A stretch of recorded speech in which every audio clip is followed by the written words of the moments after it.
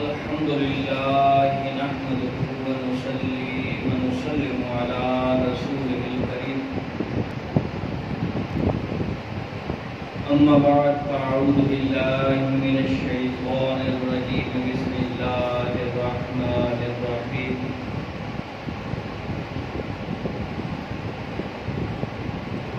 لقد كان لكم في رسول الله أسوة حسنة آمنت بالله صدق الله العظيم قال الله تبارك وتعالى في شان حبيبه مخبرا وآمرا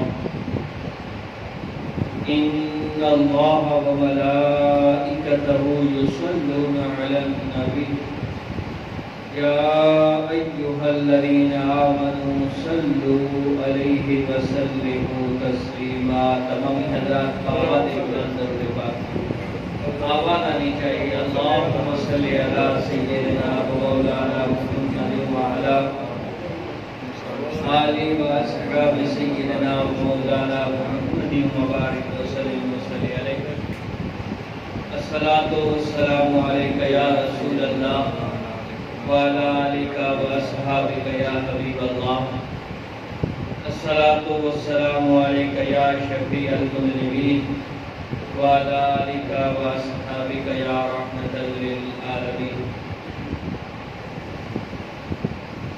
بعد الحمد والثناء نہایت ہی واجب و احترام دوستو بزرگواری ساتھیو اللہ رب العزت کے فضل و احسان سے محبوب کریم علیہ السلام کی نگاہ عنایت سے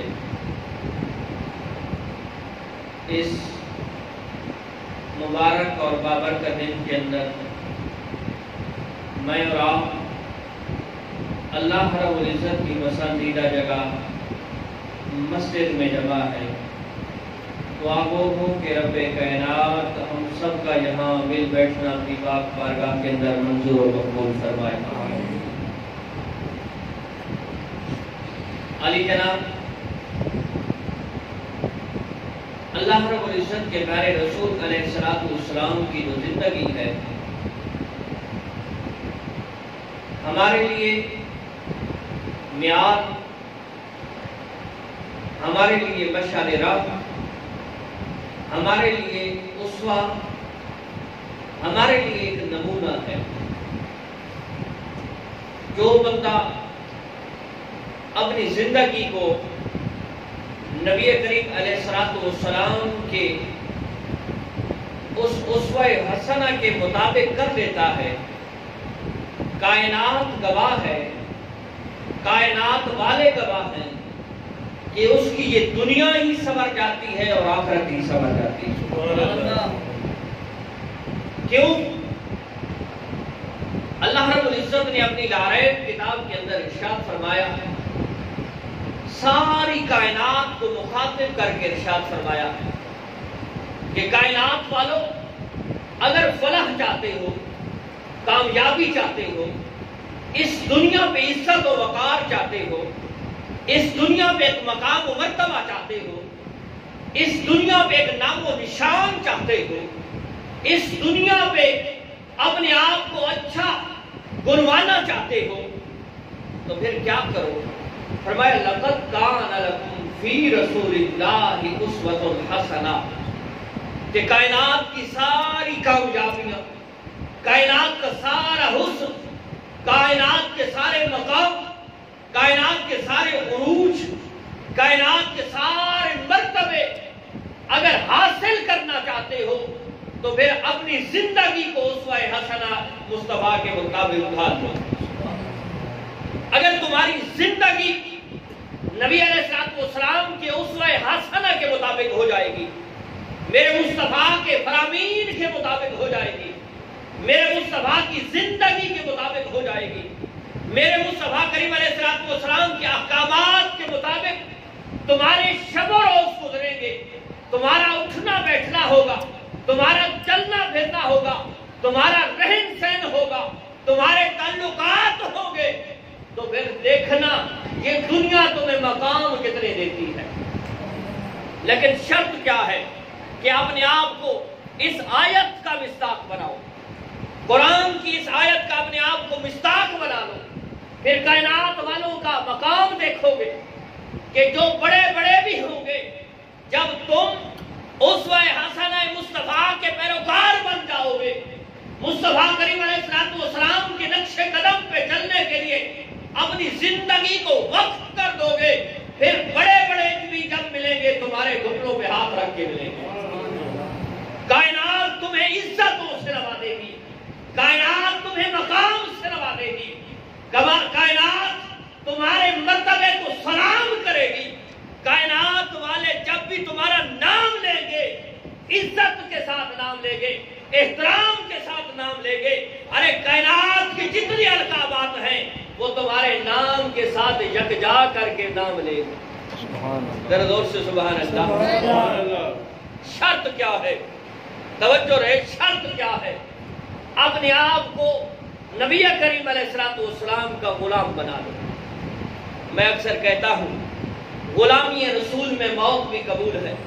ہمارے نعرے گونجتے ہیں، ہماری محفل کے اندر بڑے جوش و جذبے کے ساتھ لگائے جاتے ہیں کہ جناب غلامی رسول میں موت بھی قبول ہے۔ میں کہتا ہوں کہ یہ کیا صرف زبان کے جملے تو نہیں ہیں؟ منافقت کس کو کہتے ہیں؟ منافقت دل اور کہے زبان اور کہے اس کو منافقت کہتے ہیں۔ ہمیں اپنے نعروں پہ، ہمیں اپنے دعووں پہ، ہمیں اپنی شور و شرابے پہ کچھ غور کرنا چاہیے، کچھ فکر کرنا چاہیے۔ میں نے ایک جملہ بولا ہے، شاید آپ کو اچھا نہ لگے کہ شور شرابہ، بھائی جب صرف دعوے ہوں گے، جب صرف نعرے ہوں گے، صرف آوازیں بلند کی جائیں گی، اندر کچھ نہیں ہوگا، تو پھر آپ اس کو کوئی عشق رسول کا نعرہ نہیں کہہ سکتے، آپ اس کو کوئی عشق رسول کی لگن نہیں کہہ سکتے، آپ اس کو عشق رسول کے دل کے اندر راسخ ہونے کا نام نہیں دے سکتے، کیونکہ راسخ جب ہوتا ہے تو صرف زبان نہیں بولتی، دل بھی بولتا ہے۔ پھر کائنات والے اس کو دیکھ کے حیران رہ جاتے ہیں، جب ان کی نگاہ اٹھتی ہے چہرے پہ سنت مصطفیٰ نظر آتی ہے، جب وہ بولتا ہے اس کی زبان سے اخلاق مصطفیٰ نظر آتا ہے، جب اس کے لباس کو دیکھتے ہیں تو سنت مصطفیٰ نظر آتی ہے، جب وہ چلتا ہے، پھرتا ہے، بیٹھتا ہے، اپنے معاملات بجا رہتا ہے، تو ہر لمحے کے اندر، ہر لحظے کے اندر، ہر فکر کے اندر، ہر سوچ کے اندر میرے مصطفیٰ کی جھلک نظر آتی ہے۔ سبحان اللہ۔ تب تمہارے نعرے، تب تمہاری یہ آوازیں بلند کرنی کہ عشق رسول میں موت بھی قبول ہے، تب تو پاک ہے، تب تو تمہارا دعویٰ سچا ہے، تب تو تمہارے دلوں کے اندر میں مانوں گا کہ عشق رسول راسخ ہو چکا ہے۔ لیکن بندہ نعرے تو لگائے کہ غلامی رسول میں موت بھی قبول ہے، لیکن چہرے پہ سنت مصطفیٰ نہیں ہے۔ یہ کون سی عشق رسول کی باتیں تم کرتے ہو؟ کون سی غلامی رسول کی تم باتیں کرتے ہو؟ آج اگر کوئی بندہ ماسک نہ لگائے تو سرکاری محکموں کے اندر اسے داخل نہیں ہونے دیا جاتا۔ کیوں؟ جناب یہ حکومت کا حکم ہے، توجہ کیجئے، یہ حکومت کا حکم ہے۔ کیوں؟ ماسک لگا کے ہمارے دفتر کے اندر داخل ہو سکتے ہیں۔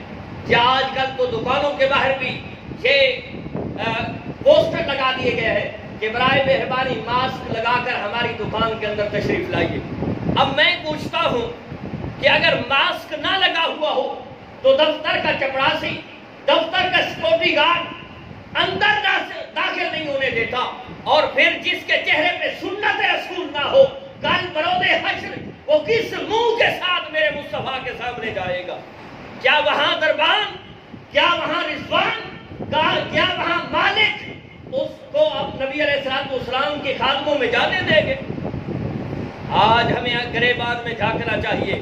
اور میں اکثر کہتا ہوں کہ لوگ کہتے ہیں کہ جی داڑھی، یار یہ کائنات جس کے لیے بنی ہے، کائنات کے جتنے حسن ہیں، کائنات کی جتنی رنگینیاں ہیں، کائنات کا سب کچھ جو ہے میرے مصطفیٰ کے قدموں پہ قربان ہے۔ کائنات کا سب سے حسین مرد، اس کے چہرے پہ سنت رسول ہو، اس کے حسن کی مثال ہو، اس کی مردانگی کی مثال ہو، اور آج ہم غلامی رسول کے دعوے تو لگائیں، آج ہم غلامی رسول کے دعوے تو کریں، اپنے آپ کو عاشق رسول تو کہیں، لیکن جب چہرے پہ نظر پڑے تو غلامی رسول کی جو واضح نشانی ہے وہ نظر نہ آئے، تو کون سا وہ بدبخت ہے جو اسے ایک سرٹیفکیٹ دے گا کہ یہ عاشق رسول ہے؟ ہماری محافل برباد ہو چکی ہے، ہماری مساجد برباد ہو چکی ہے۔ اگر داڑھی منڈا کوئی انتظامیہ کا بڑا ہے یا کوئی اور ہے جو پیسے دے رہا ہے، تو بڑے بڑے علماء کو، بڑے بڑے خطباء کو، بڑے بڑے نقیبوں اور خطیبوں کو، بڑے بڑے نعت خوانوں کو یہ اعلان کرتے ہوئے دیکھا ہے کہ جناب عاشق رسول ہیں، اور جب چہرے کی طرف نظر اٹھتی ہے تو بندے کو پتہ چل جاتا ہے کہ یہ بکواس کر رہا ہے کہ عاشق رسول کبھی مصطفیٰ کی سنت کو نالیوں میں نہیں دیتا۔ آج ہمیں سوچنا چاہیے کس منہ سے اگر کوئی جس طرح کی یہ ماسک والی مثال آپ کے سامنے ہے، اور کون سی جوانی کی تم باتیں کرتے ہو، کس بڑھاپے کے انتظار میں بیٹھے ہو کہ تم اس عشق رسول کی شمع کو اور بڑھاؤ گے، اور جب بڑھاپا آئے گا، بلکہ بعض بوڑھوں کو دیکھا ہے بڑھاپا آ گیا ہے اس کے باوجود داڑھی نہیں رکھ رہے۔ بھئی جب کائنات کا رب آپ کو مرد بناتا ہے، آپ کی یہ پہچان آپ کے چہرے پہ آتی ہے، اب ان بالوں کو بھی معلوم ہے یہ کسی عورت کے چہرے پہ نہیں آتے، یہ فطرت ہے، کسی عورت کے چہرے پہ بال نہیں آتے، یہ آپ کو بتاتے ہیں کہ آپ مرد ہیں۔ لیکن کئی ایسے ہیں جو اس کو موڑ دیتے ہیں اور کہتے ہیں نا تو بھلا بتائے ایسا تھا اور تنج چل گیا۔ میرے دوست، یہ باتیں وہ ہیں، بے شک کچھ دوستوں کو یہ باتیں اچھی نہیں لگتی، لیکن ہمارا کام ہے، یہ ہمارا حق ہے، یہ ہمارا فرض ہے، اس لیے تو ہمیں پڑھایا گیا ہے۔ میرے دوست، ڈاکٹر کے پاس آپ جاتے ہیں نا، وہ انجیکشن لگاتا ہے، اس وقت تو انسان کو تھوڑا سا درد ہوتا ہے، لیکن حقیقتاً انسان کو معلوم ہوتا ہے کہ اس درد کے اندر شفا ہے، اسی پیڑ کے اندر شفا ہے، یہی درد کل میرے لیے شفا بنے گا۔ بے شک انجیکشن لگ رہا ہے، اس وقت تو درد ہو رہا ہے، لیکن رب فضل فرمائے گا اسی سے شفا ملے گی۔ تو آج سنیے، آج وہ جملہ بڑا خوبصورت ہے نا، آج لے پناہ ان کی، آج مدد مانگ ان سے، آج لے پناہ ان کی، آج مدد مانگ ان سے، کل نہ مانیں گے اگر حشر میں تو مان گیا۔ کل جب اولاد چھوڑ جائے گی، وہ لوگ چھوڑ جائیں گے جن پہ تو اپنے آپ کو اتراتا پھرتا ہے، فخر کرتا پھرتا ہے، جن لوگوں پہ تمہیں تکبر ہے کہ یار میرے اتنے رشتہ دار ہیں، میرے اتنے عزیز و اقارب ہیں، میری اتنی قوم ہے، میرا اتنا بڑا قبیلہ اور خاندان ہے، میری اتنی بڑی ملت ہے، جن لوگوں پہ تو فخر کرتا ہے، کل وہ تیرے پرسان حال نہیں ہوں گے۔ اگر پرسان حال کسی نے ہونا ہے تو وہ آمنہ کا لال ہونا ہے۔ آج اپنی پہچان بنا، بندے کا کسی کے ساتھ کوئی کام ہو نا، اور کام ہو 2-4 سال بعد، تو کوشش میں بندہ لگ جاتا ہے کہ یار اس کے ذمے میرا ایک کام ہونا ہے، لہذا اس کے ساتھ کوئی راہ و رسم بنائے جائیں، کوئی تعلقات بنائے جائیں، کوئی جان پہچان ہونی چاہیے۔ اب اگر دنیا کے اندر کامیاب ہونا چاہتے ہو اور آخرت میں سرخرو ہونا چاہتے ہو، آخرت میں کامیابی کی سیڑھی چلنا چاہتے ہو، تو پھر مصطفیٰ کریم علیہ السلام کے ساتھ پہچان بناؤ۔ اور پہچان کی ابتدا کیا ہے؟ اپنے ظاہر کو باطن ڈھال دے گا رب میرا، اپنے ظاہر کو مصطفیٰ کی سنتوں کے مطابق ڈھال دو۔ اور اگر تم اپنے ظاہر کو ڈھالو گے، میں اکثر کہتا ہوں کہ یہ جو داڑھی ہے نا، یہ 1000 گناہوں سے انسان کو روک دیتی ہے، 1000 چیزوں سے انسان کو، برائیوں سے روک دیتی ہے۔ بس بندہ کئی مرتبہ اگر گناہ کا سوچے بھی صحیح تو دل میں خیال آتا ہے لوگ کیا کہیں گے، داڑھی سنت رسول منہ پہ اور تو یہ برے کام کرتا ہے۔ تو یہ ہزاروں کاموں سے جو انسان کی اس زندگی کے لیے انسان کی عزت کے لیے، انسان کی اہمیت کے لیے، انسان کے مقام و مرتبے کے لیے نقصان دہ ہوتے ہیں۔ جب سنت رسول چہرے پہ آ جاتی ہے وہ چیزوں سے یہ داڑھی روک دیتی ہے۔ ذرا زور سے سبحان اللہ، سارے کابڑے تنو بیٹھے، ذرا زور نہ سبحان اللہ، یہ نہیں ڈانٹ میں گھٹی بیٹھا، کم از کم اتنا تو سبحان اللہ آپ کو نا، ذرا زور نہ سبحان اللہ۔ اب راہ و رسم کس طرح بنائیں گے کہ جب بندہ دیکھے، یہ نہیں ہے کہ کوئی پہچان کرائے۔ آج ہم اسی وجہ سے تو برباد ہو رہے ہیں، ہم اپنے ساتھ ٹائٹل تو لگاتے ہیں کہ یہ عاشق رسول ہے، میں عاشق رسول ہوں، ہمارے دلوں کے اندر محبت رسول ہے، لیکن جب اس کا چلنا پھرنا اٹھنا بیٹھنا، اس کے معاملات، اس کی زندگی کے کام اگر دیکھے جائیں تو کوئی ایک کام بھی سنت رسول کے مطابق نہیں ہے۔ آج ہم اپنی فوتیدگیاں دیکھیں وہ بھی سرکار کی شریعت کے خلاف ہے، ہماری شادیاں دیکھیں وہ بھی سرکار کی شریعت کے خلاف ہے۔ آج ہم اپنی زندگی کا ایک ایک لمحے کا احتساب کریں تو ہماری زندگی کس طرف جا رہی ہے۔ اور اگر کوئی سرکار کی شریعت کی طرف آتا ہے تو کہتے ہیں یہ دیکھو یہ پرانے زمانے کا بندہ ہے، پرانے زمانے کے لوگ رہ گئے ہیں یار، آج جدید دور ہے۔ بھئی اس جدید دور میں تمہاری عمر کتنی ہے؟ ہمارے ہاتھوں کے اندر جن کے بارے میں ہم نے سوچا بھی نہیں تھا کہ یار یہ بندہ اتنا جلدی چلا جائے۔ کئی مرتبہ ہمیں زندگی کے اندر موت جھنجھوڑتی ہے۔ اے انسان تو غافل نہ ہو، تجھے بڑا مقام ملا ہے، تجھے بڑا مرتبہ ملا ہے، تجھے بڑی عزت ملی ہے، تجھے بڑے شرف سے نوازا گیا ہے، تجھ پہ رب کی رحمت ہوئی ہے، تجھ پہ رب کا فضل ہوا ہے، تجھ پہ رب کی رحمت ہوئی ہے، تجھ پہ رب کا احسان ہوا ہے۔ کون سا احسان؟ ارے جہاں جس احسان کے لیے، جس رحمت کے لیے، جس نعمت کے لیے، جس کرم کے لیے، جس فضل کے لیے انبیاء عرض کرتے رہے مالک نبوت لے لے، آمنہ کے لال کے غلام بنا دے۔ ارے تو نے تو کچھ مانگا بھی نہیں ہے، رب نے اپنے احسان سے تجھے محمد عربی کا غلام بنا دیا، سبحان اللہ، اس کی امت میں سے۔ اور کیسی امت؟ قرآن کہتا ہے کنتم خیر امہ اخرجت للناس، ارے تو خیر امت ہے۔ 1,24,000 کم و بیش یا 2,24,000 کم و بیش انبیاء و رسول آئے، لیکن خیر امت کس کو لقب ملا ہے؟ تیرے اور میرے جیسے بے وفا امتی کو۔ ہم بھی دیکھیں نا، اس گریبان کے اندر تو جھانکے، بڑے خوبصورت لباس تو جسموں پہ زیب و تن کر رکھے ہیں، بڑی خوشبوئیں تو لگا رکھی ہیں، لیکن روح کتنی ننگی ہو چکی ہے، روح کتنی بدبودار ہو چکی ہے۔ روح کے اندر جو پاکیزگی ہونی تھی، روح کے اندر جو عشق مصطفیٰ کا عطر لگنا تھا، وہ ہم بھول گئے ہیں۔ ہم صرف داروں کے چکر میں رہ گئے ہیں۔ ہماری زندگیاں دیکھیں، میں اس وقت بڑا دل غمگین ہوتا ہے جب نئی نوالی شادی والے 2-4 مہینے بعد یا 7-8 مہینے بعد یا 1 سال بعد میرے پاس آتے ہیں، جناب طلاق ہو گئی ہے۔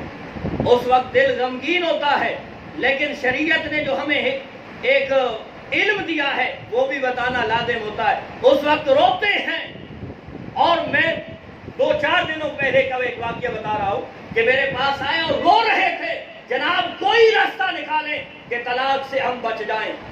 شادی کو اتنا عرصہ نہیں ہوا۔ میں کہتا ہوں جتنے دن تم یہ گہنے، یہ گامن شامن، یہ گانے باجے تم رکھتے ہو، پوری قوم اور ملت کو اکٹھا کرتے ہو، کیوں نہیں ایک عالم کو بلا کے وہاں پہ اس شادی کے حوالے سے جو ضروری مسائل ہیں ان کو کیوں نہیں سیکھتے؟ اپنی اولادوں کو، اپنے بہن بھائیوں کو، اپنے عزیز و اقارب کو، اپنے رشتہ داروں کو یہ دین کیوں نہیں سکھاتے؟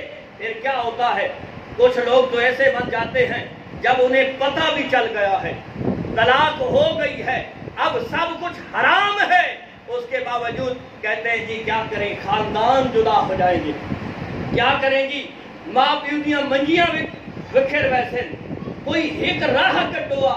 میرے بھائی اگر تم نے یہ دین اپنی اولادوں کو پڑھایا ہوتا، یہ میرے مصطفیٰ کا رستہ بتایا ہوتا، یہ میرے مصطفیٰ کی شریعت سکھائی ہوتی، یہ میرے مصطفیٰ کا عشق اس اپنی اولاد کے دلوں کے اندر راسخ کیا ہوتا، پھر یہ دن تمہیں نہ دیکھنا پڑتا، یہ دن تمہیں کبھی نہ دیکھنا پڑتا الا ماشاء اللہ۔ آج میں آپ کو بتاؤں، آپ حیران ہوں گے، ایک ماہ کے اندر 45 کیس طلاق کے آ رہے ہیں۔ جتنی ایک مہینے کے اندر شادیاں نہیں ہوتی جتنے ہمارے پاس طلاق کے مسائل آتے ہیں۔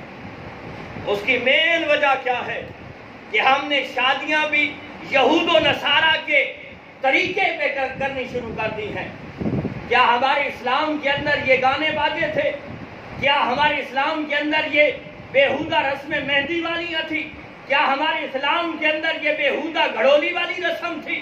کیا ہمارے اسلام کے اندر یہ کھارے والی بےہودہ رسم تھی؟ ارے ہمارا تو بڑا خوبصورت دین تھا، ہم نے اس کو بگاڑ کے مشکل کر دیا ہے۔ اور مجھے اس وقت بڑی حیرانگی ہوتی ہے، کوئی امیر تو کرے، جس نے حرام کا کمایا اکٹھا کر رکھا ہے وہ تو کرے، تو وہ حرام تو لگا رہا ہے۔ وہ غریب جو مولوی صاحب کے پاس آتا ہے، جناب نکاح دے پیسے تھوڑے گنے، میں بہت غریب ہوں، لیکن 10 دن 15 دن ایک ماہ پہلے پورے، اور نہیں میں اسے کنجر تو نہیں کہتا، لیکن پوری اپنی خاندان کی لڑکیوں کو نچوا رہا ہے۔ کیا یہی اسلام ہے؟ کیا یہی غربت ہے؟ کیا یہی شریعت مصطفیٰ ہے؟ کیا یہی عشق رسول ہے؟ ہمیں سوچنا چاہیے میرے دوست۔ مجھے سب سے زیادہ ان غریبوں پہ افسوس ہوتا ہے جب قربانی کا موقع آئے، اصل میں بہت غریب ہوں، کوئی مسئلہ کٹ ہوا، جب فطرانے کا موقع آئے، جناب کوئی مسئلہ کٹ ہوا، لوگ سانو فطرانہ دے پیا۔ میرے پاس ایسے لوگ آئے ہیں جو کہتے ہیں کہ جناب آپ لوگوں کو بتائیں کہ ہم فطرانہ ہمارے اوپر لگتا ہے، ہم اتنے غربت کے اندر پھنسے ہوئے ہیں، لیکن ان کی ظاہری زندگی دیکھو تو وہ بھی اتنی نمود و نمائش کے اندر ہے کہ وہ بھی ان دنیا داروں کے پیچھے چلے گئے ہیں، شریعت کو انہوں نے بھی چھوڑ دیا ہے۔ میرے دوست، لقد کان لکم فی رسول اللہ اسوۃ حسنہ، یہ صرف قرآن میں صرف پڑھنے کے لیے، اس مسجد میں پڑھنے کے لیے نہیں ہے، بلکہ یہ زندگی سنوارنے کے لیے ہے۔ یہ انسان کو ایک رستہ بتاتا ہے، یہ انسان کو اس جنت کا منہج سکھاتا ہے، یہ انسان کو اس جنت کا رستہ بتاتا ہے کہ جس جنت کے اندر نہ کوئی غم ہوگا، نہ کوئی خوف ہوگا، نہ کوئی موت ہوگی، نہ کوئی تکلیف ہوگی، نہ کوئی مصیبت ہوگی، نہ کوئی پریشانی ہوگی۔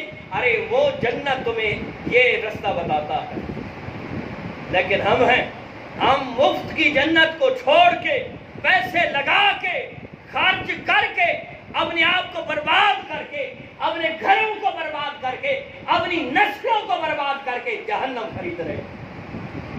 اس گریبان میں جھانکیے میرے بھائی، میں سمیت یہ نہیں ہے کہ میں کوئی اس معاشرے سے کٹ کے بڑا صوفی بن گیا ہوں۔ آج تو جو 5 وقت کی نماز پڑھ لیتا ہے، باقی جو بھی کرتا پھرے اپنے ساتھ صوفی لکھوا رہا ہے، چہرے پہ سنت رسول رکھ لی۔ اور وہ بھی ایسے صوفیوں کو بھی میں نے دیکھا ہے شادی بیاہ کے موقع پہ، اور ان سے کہا جائے نا جناب آپ تو صوفی آدمی ہیں، آپ کے چہرے پہ سنت رسول ہے، آپ تو 5 وقت کے نمازی ہیں، یہ کیا ہے؟ او ساجی ایک فوتگی تو نہیں، یہ تو شادی ہے، تھوڑا جتنا کرن دے۔ میرے بھائی، یہاں سے تو بربادی کی ابتدا ہوتی ہے، یہاں سے بربادی کی ابتدا ہوتی ہے۔ وہ پاکیزہ لوگ جو لوگوں کی نظروں کے اندر تو پاکیزہ ہیں، جو لوگوں کی سوچوں کے اندر تو بڑے متقی اور پرہیزگار ہیں، لیکن جب ان پہ بھی وقت آتا ہے، ارے غمی میں تو اکثر لوگ خدا کو یاد کرتے ہیں۔ مسلمان کی مسلمانی کا مزہ تو تب ہے کہ رب خوشیاں عطا کرے تو پھر بھی وہ اللہ اللہ کرتا پھرے۔ ذرا زور سے سبحان اللہ۔ سارے ناراض ہے بیٹھے ہو یار، ذرا زور سے سبحان اللہ۔ ہم نے معاشرے کو سنوارنا ہے، یہ نہیں ہے کہ ہم کوشش تو کریں، ہم اپنی ذات کی کوشش تو کر سکتے ہیں، اور کچھ نہیں ہوتا۔ آپ ایسی محافل کے اندر اپنے آپ کو روک لیں، آپ سے کچھ نہیں ہوتا، آپ نہیں روک سکتے، آپ کے اندر اتنی طاقت نہیں ہے۔ نبی علیہ السلام نے فرمایا ایمان کے تین درجے ہیں۔ ایک اول درجے کا ایمان کہ جب برائی کو دیکھے ہاتھ کے साथ रोके, नहीं करने दूंगा। आज हमारी मसाजिद के इमाम साहब मुझे बता रहे थे कि ये जो सुन्नतें कहा जाता है, सुन्नतों पे पूरे 10 दिन टैग चलता रहा है, गाने बजते रहे, ये कहाँ का इस्लाम है? ये कौन सी शरीयत है? ये कौन सी खुशी है? इस खुशी के मौका पे रब को नाराज कर रहे हो। फरमाया 3 दर्जे हैं ईमान के, और पहले दर्जे के अंदर तो हम में से कोई भी नहीं आता कि जो डंडे के साथ, हाथ के साथ रोके, बुराई नहीं करने दूंगा। फरमाया दूसरा दर्जा, अगर ये नहीं कर सकते तो दूसरा दर्जा, सरकार की हदीस है, सियासत्ता की रिवायत है, अगर ये नहीं कर सकते फिर जुबान से कहो जनाब ये नहीं करने दूंगा। पहले तो है ना डंडे के साथ जो करेगा मेरे सामने आए। ये इस्लाम सिखाता है कि मेरी तौहीन न करो, मेरी बेइज्जती न करो, मुझे बेतौकीद न करो। लेकिन आज हम हैं, बड़े बड़े सूफियों को देखा है, वहां खामोशियां, सब कुछ गया। जो अपने आप को ईमान का बहुत बड़ा मीनार समझते हैं, जिनके बड़े बड़े साबिक़े अल्लाह के होते हैं, जनाब अलहाज आशिक़ रसूल गुलाम इब्ने फुला, जब ये मौका आता है तो जबान पे ताले लग जाते हैं चुपके। फरमाया पहला ईमान का दर्जा हाथ से रोको, ये नहीं रखते, जुबान से रोको, ये भी नहीं रखते, तो सबसे कम तर दर्जा, सबसे कम तर दर्जा, फिर दिल के अंदर तो बुरा कहो ना। दिल के अंदर तब बुरा कहोगे जब तुम ऐसी महफिलों के अंदर ना जाओगे। इंज ना होवे जब गई बैठे हो तो मैं पूछा भाई क्यों बैठे हो, जनाब दिल ना तो बुरा आके दे बैठे हैं, भाई इसका क्या फायदा? मजा तो तब है ना भाई, आप और कुछ नहीं कर सकते, हाथ के साथ नहीं रोक सकते, इतनी हिम्मत और ताकत नहीं है, इतनी सिक्कत नहीं है, जुबान के साथ भी कुछ नहीं कह सकते, तो फिर दिल के साथ बुरा कहो। और उसका सबूत क्या होगा? उसका सबूत ये होगा कि आप ऐसी महफिल के अंदर न जाएं। आप अपनी जात की इस्लाह तो करें, सिर्फ अल्लाह के लिए, अल्लाह के लिए जो बंदा अपने आप को ऐसी महफिल से रोक लेता है, फिर देखिए कि रब ताला उसको किस तरह नवाजता है। जरा जोर से सुभान अल्लाह, किस तरह नवाजता है। लेकिन मैंने तो पहले इब्तिदा भी इसी चीज से की है ना भाई, हम नारे तो बड़े लगाते हैं, लेकिन न किरदार, न अखलाक, न जाहिरी शक्ल, कोई भी सरकार के इश्क के अंदर नहीं है बस। लेकिन सोच क्या है, मरेंगे तो सीधे जन्नत में जाएंगे, मरता है तो सब के सब हाथ उठा के मौला पाक किसी जन्नत दे, सारा तू आला मकाम दे में। पहले जन्नत का हकदार तो बनना भाई, कम अज कम उसूल और ज़वाबित को तो पूरा करना।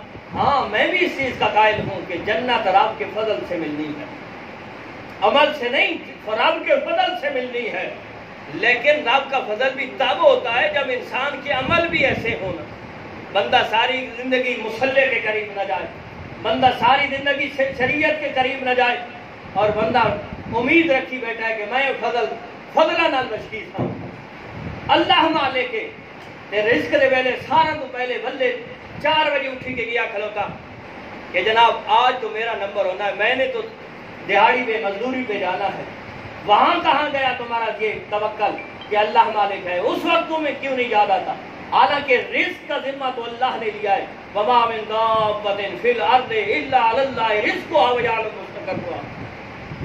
रिस्क का जिम्मा रब ताला ने लिया है, बख्शिश का जिम्मा रब ताला ने नहीं लिया। लेकिन हमने बख्शिश रब के लिए छोड़ दी है, रब के फजल पे छोड़ दी है, और रिस्क के लिए सुबह शाम न हमें ये पता है कि ये हलाल कमा रहे हैं, न ये पता है कि ये तरीकाकार शरीयत के ऐन मुताबिक है या मुखालिफ है।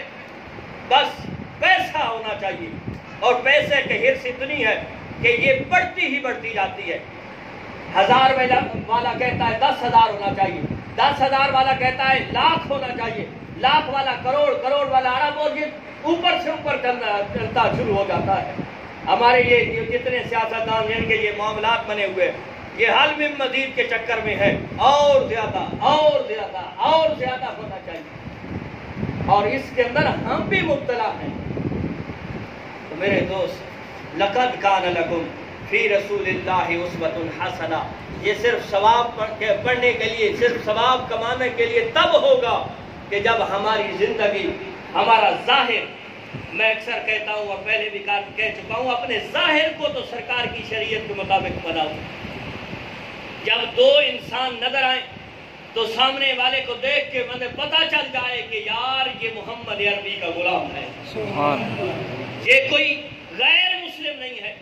آج تو جناب تعریف کرانی پڑتی ہے، محمد بن فلاں، میں فلاں کا بیٹا فلاں مسلمان ہوں، لیکن شکل سے نہ کپڑوں سے نظر آتا ہے، نہ چہرے سے نظر آتا ہے، نہ بالوں سے نظر آتا ہے، نہ ٹوپی سے نظر آتا ہے، بس کوئی فرق نہیں ہے، صرف ایک نام کا فرق ہے، اور وہ نام بھی کیوں کہ مسلمانوں کے گھروں کے اندر پیدا ہوئے۔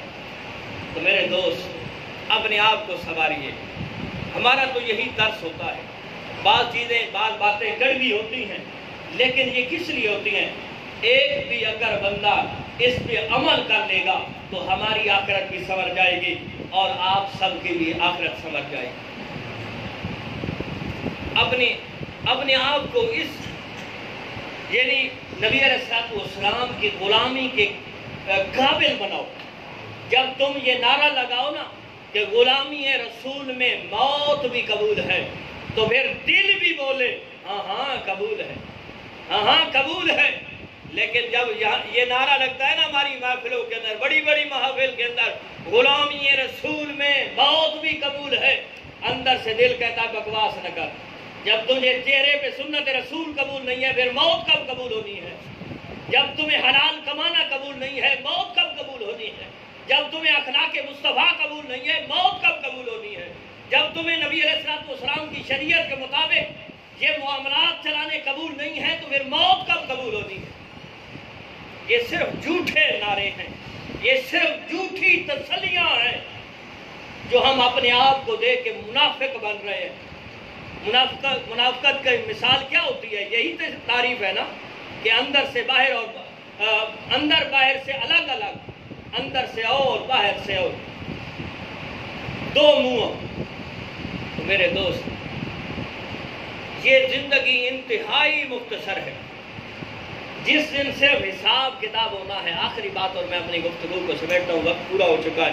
اور عجیب بات ہے، میں آج جو موضوع لے کے آیا تھا، کتاب بھی میں لے کے آیا تھا، میں نے کہا چلو اذان کے متعلق کچھ احادیث آپ کی سماعتوں کے نظر کروں گا، لیکن جس طرح موضوع چل پڑا پھر ذہن بھی اسی طرف چلتا گیا، میں نے اس موضوع کو بھی رہنے دیا، ورنہ میرا دل جو تھا، میں جس کے لیے یہ کتاب حدیث کی کتاب لے کے آیا تھا، 2-4 حدیثیں اذان اور مؤذن کی فضیلت کے حوالے سے تھی، لیکن بس موضوع چل پڑا تو دماغ بھی اسی طرف چلتا گیا۔ تو انشاءاللہ اس موضوع پہ بھی پھر کبھی بولیں گے۔ اصل گزارش جو کر رہا تھا نا، بس آخری گزارش کہ بھائی اپنے ظاہر اور باطن کو سنواری، باطن رب سنوارے گا، اپنے ظاہر کو سنواری، اور ظاہر تب سنورتا ہے جب علماء کے ساتھ تعلق ہو، جب یہ مساجد آباد ہوں، جب انسان تھوڑی سی کوشش کرے۔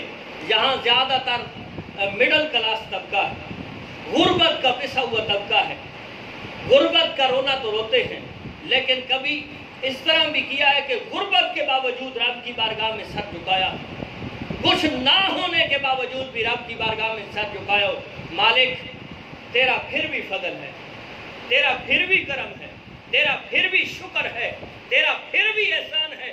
آج تو جس کے بعد لاکھ آئیں، بندہ پوچھے میں کیا ہے تو کہتا ہے بس گزارے تھی دے میں جناب کیا کرا ان حالات بندے سے گزارے تھی جناب میں تو بڑی گل بھئی یہ گزارے کا لفظ آپ کے منہ سے ختم کیوں نہیں ہوتا؟